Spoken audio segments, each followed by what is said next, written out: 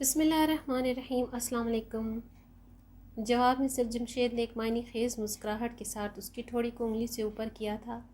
تمہیں مجھ سے بچا بھی کون سکتا ہے؟ ایمان کو لگا سر جمشید ٹھیک ہی کہہ رہے تھے۔ جو بچا سکتا تھا اس سے وہ خیر مانگ چکی تھی، بدلے میں سر جمشید کی شکل میں اسے شر مل رہا تھا۔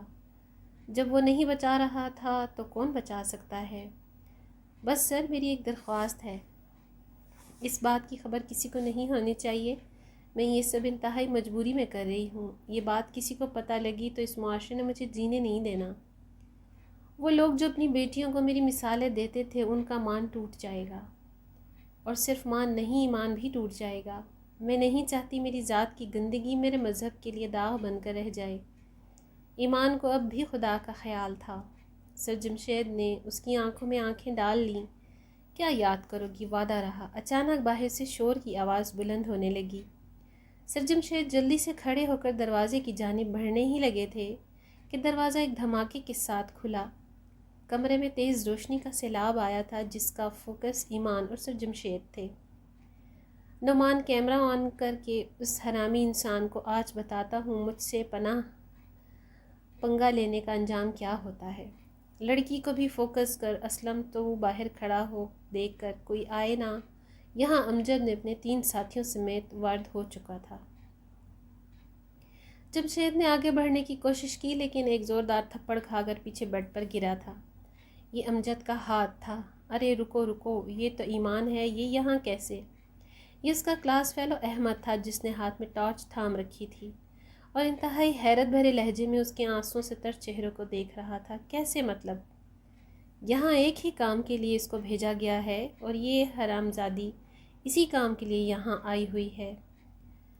امجد جو ان کا سینئر تھا، اس نے خون بار آنکھوں سے ایمان کی طرف دیکھ کر کہا تھا، نہیں یار، میں ایمان کو جانتا ہوں، وہ ایسی ہرگز نہیں تھی۔ ایمان تم بتاؤ یہاں کیا کر رہی ہو؟ احمد نے انجم کو جواب دے کر براہ راست ایمان سے سوال کیا تھا۔ ایمان نے آنسوں سے تر چہرے کو اٹھا کر احمد کی طرف دیکھا۔ تقدیر سے جنگ یا پھر شاید تقدیر سے مفاہمت لہجے میں چھپا درد آسانی محسوس کیا جا سکتا تھا۔ اس سالی کو باتوں میں نہ آنا، میں جانتا ہوں ایسی لڑکیاں مذہب کی آڑ میں کیا کیا کھلواڑ کرتی ہیں۔ تم لوگ ویڈیو بناؤ بس، یہ بدنامی اس کی چوائس ہے، امجد نے غرا کر کہا۔ لیکن یار، احمد نے کچھ کہنے کی کوشش کی لیکن امجد نے ہاتھ کے اشارے سے اسے چپ رہنے کا کہہ دیا۔ تھوڑی دیر پہلے مردانگی کے جھنڈے گاڑنے والے سر جمشید کی ڈر اور بدنامی کے خوف سے آواز بھی نہیں نکل رہی تھی۔ وہ امجد کو جانتے تھے اور یہ بھی جان چکے تھے کہ آج بہت برے پھنسے ہیں۔ وہ دونوں کیمرے کی زد میں تھے اور دونوں کی عزتیں اس میں غیر محفوظ ہو رہی تھیں۔ اس دوران امجد متواتر سر جمشید کو تشدد کا نشانہ بھی بناتا رہا۔ ساتھ ساتھ ان کے کردار پر ڈاکومنٹری بھی کی جا رہی تھی جس کے لیے بار بار ایمان کے چہرے کو فوکس کیا جاتا تھا۔ ایمان ساکت سی بیٹھی پتھریلی آنکھوں سے یہ ساری کارروائی دیکھ رہی تھی۔ اس سے برا کیا انتخاب ہو سکتا تھا؟ امجد صحیح کہہ رہا تھا، یہ اس کی چوائس تھی، ورنہ موت کا انتخاب اس اذیت سے کئی گنا زیادہ بہتر تھا۔ اس نے سوچ لیا تھا۔ اس سب کے بعد موت بہت آسان لگنے لگی تھی۔ سر جمشید مسلسل تشدد سے نڈھال ہو کر گر چکے تھے۔ ویڈیو محفوظ ہو چکی تھی، وہ لوگ جا رہے تھے۔ احمد نے جاتے ہوئے مڑ کر ایک بار ایمان کی جانب دیکھا جو پتھرائی آنکھوں سے یہ سب دیکھ رہی تھی۔ اس کی آنکھوں میں اب تک وہی حیرانی کا عالم تھا جو اسے یہاں دیکھ کر ہوا تھا۔ احمد کو ایک دم اس پر ترس آیا۔ ایمان تم نے چلنا ہے؟ احمد نے پوچھا۔ ایمان نے سر اٹھا کر احمد کو دیکھا اور اثبات میں سر ہلا دیا۔ احمد نے آواز دے کر امجد سے کہا، ایک کار چھوڑ کر چلے جائیں، وہ آ رہا ہے۔ اس نے اشارے سے ایمان کو اپنے پیچھے آنے کا کہا۔ ایمان اٹھ کر اس کے پیچھے چلنے لگی اور وہ دونوں چلتے ہوئے باہر آ گئے۔ احمد نے سڑک کی دوسری جانب کھڑی کار کا اگلا دروازہ کھولا اور ایمان کو ہاتھ کے اشارے سے کار میں بیٹھنے کا کہا۔ وہ چپ چاپ بیٹھ گئی۔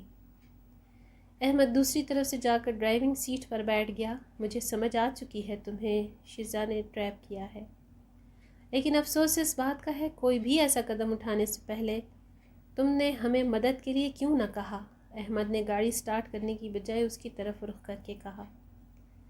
ایمان چپ رہی۔ ہمیں سر جمشید کے متعلق خبریں مل رہی تھیں کہ یہ یونیورسٹی کی کافی لڑکیوں کو بلیک میل کر رہا ہے، جن میں ہمارے ایک دوست کی بہن بھی ہے۔ میں صرف نیک نیت سے اس کے خلاف بنے اس پلان کا حصہ بنا تھا کہ جمشید کی ان حرکتوں پر بند باندھا جا سکے، جبکہ امجد کو اپنے پرانے بدلے لینے تھے۔ پلان یہی تھا کہ شزا کے ذریعے اسے ٹریپ کیا جائے گا، اس کی ویڈیو بنا کر اسے بلیک میل کیا جائے گا، اور جن لڑکیوں کو یہ بلیک میل کرتا رہا ہے ان کے خلاف سارا مواد اس سے نکلوایا جائے گا۔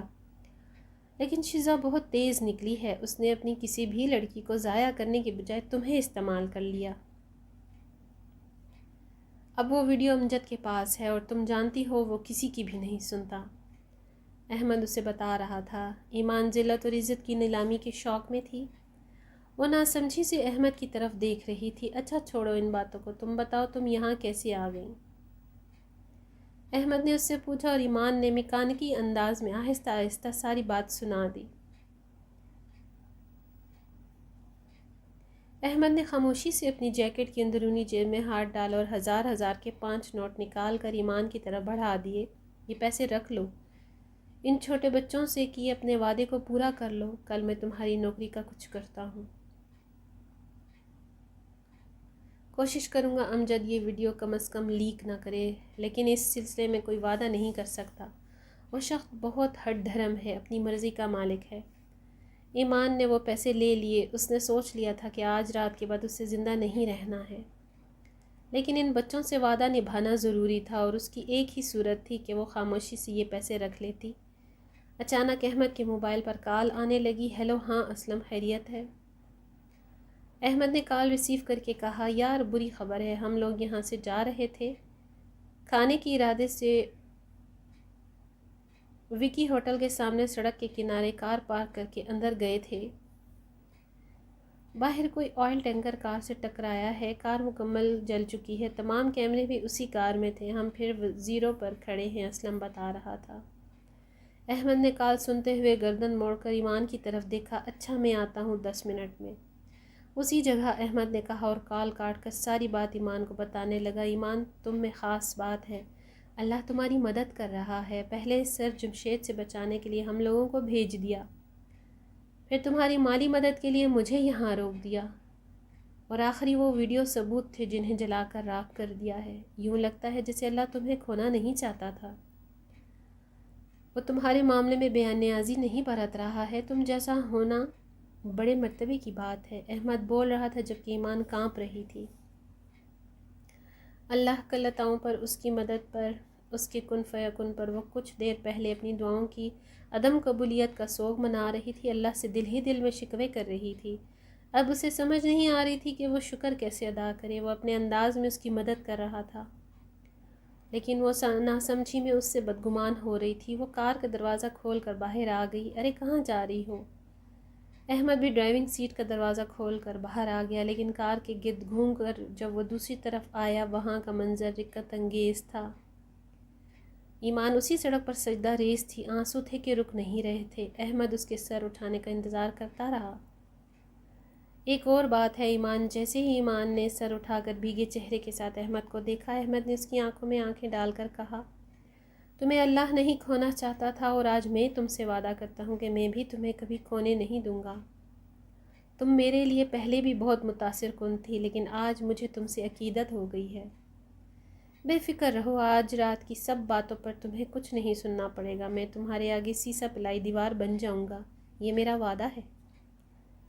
بس تم مجھے انکار مت کرنا، احمد جذباتی انداز میں کہہ رہا تھا۔ ایمان نے سر اس بات میں ہلایا اور آسمان کی طرف دیکھنے لگی۔ بنت حوا شزا بھی تھی، بنت حوا ایمان بھی، آدم کا بیٹا سر جمشید بھی تھے جو اس کی عزت لوٹنے کے در پہ تھے، اور ایک ابن آدم اس کے سامنے کھڑا تھا جو اس کی عزت کا محافظ بننا چاہ رہا تھا۔ اس کے ذہن میں بار بار ایک ہی آیت گونج رہی تھی، فَبِأَيِّ آلَاءِ رَبِّكُمَا تُكَذِّبَانِ، فَبِأَيِّ آلَاءِ رَبِّكُمَا تُكَذِّبَانِ۔